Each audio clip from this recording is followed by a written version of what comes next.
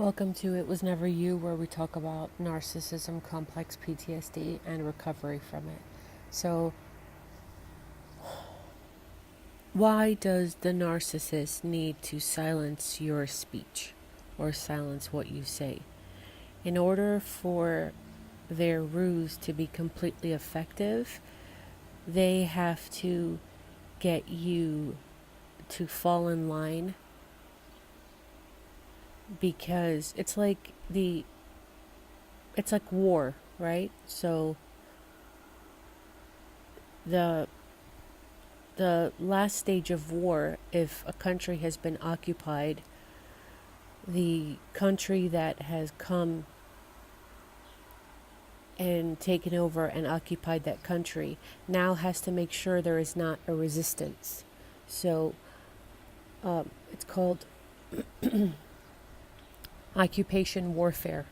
Once that new country is in, they have to get rid of any of the opposition, because if the people decide to rise up, there'll just be a civil war against that occupying country, right?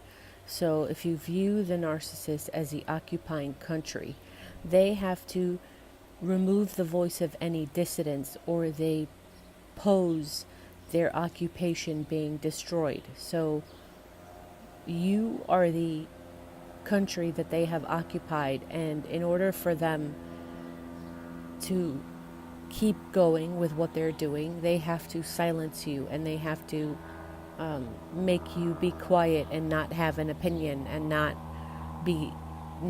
and feel like you can't speak up, so that you are ineffective and a shell of your former self. So this is why they do it, in order to keep control over you. Because a lot of people will say, well, I'm not the same person as I was before I got into this relationship with this toxic person.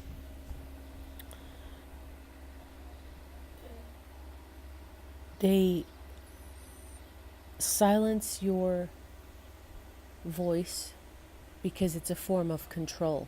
So you're afraid to speak up. You're afraid to think what you think. And oftentimes through the gaslighting, they have gotten you to believe that your thoughts are incorrect, that your opinions are incorrect. Because for a narcissist, it's either right or wrong. It's black and white. And they do not want anybody opposing their thoughts or their own opinions, because then you are an enemy of them. Listen, folks, there's no freedom of speech in a narcissistic regime. There's no freedom of speech. It's a dictatorship. It's fascism. It's whatever you want to call it. Anybody that speaks out against what the narcissist says has to be quickly slapped down, or they'll act like they're listening and they're not really listening, because they already have their opinions are not opinions, their opinions are facts. And you guys can draw whatever correlations you want from whatever I'm saying. A narcissist's opinions are facts. Their feelings are facts. So they will sit there and scream in your face and not have the ability to logically have an adult conversation. They will get mad, they will pout, they will act as if you have stabbed them in the back for having a different opinion than them. Or the covert will be sneaky and act like they're sitting there and listening, and then go behind your back and just smear you to everybody from here to kingdom come, so they can get people to believe that you're a turd and that they are the saint in this situation. So this silencing is very effective. You can equate it to censorship or whatever you want. Any opinion that is contrary to theirs has to be silenced. This is par for the course of a narcissist, and it leaves you second guessing yourself, questioning your ability to critically think, questioning your ability to have a conversation, which could lead to social anxiety, because now you're checking yourself everything you say, thinking, is what I'm saying right? Do I sound stupid? It has all different types of effects on our psyche, and it is quite effective. So now you have a person that second guesses, and you can be highly educated too, and it has no effect. It doesn't matter. You can be highly educated, you can have barely an education, and you are going to think that you are stupider than a box of rocks after you've been with somebody like this for quite some time. They affect your ability to believe in yourself. That's why this becomes an identity crisis. You don't know who you are anymore.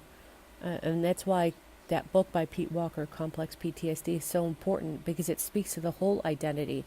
Not only is your inner critic so vicious and turned against you, but you have an outer critic too, so you view the world as a completely negative place where people are coming at you, and you may perceive what somebody says as a slight when it's not, because the outer critic has taken over, and now everybody is public enemy number one. Just like, if you think about it, this is how they operate. But the difference between a codependent and a narcissist is the codependent will internalize a negative message about themselves, and they kind of hurt themselves, where a narcissist will seek to take supply from other people and externalize and believe that they are superior and grandiose, and that the world is wrong and they are just misunderstood.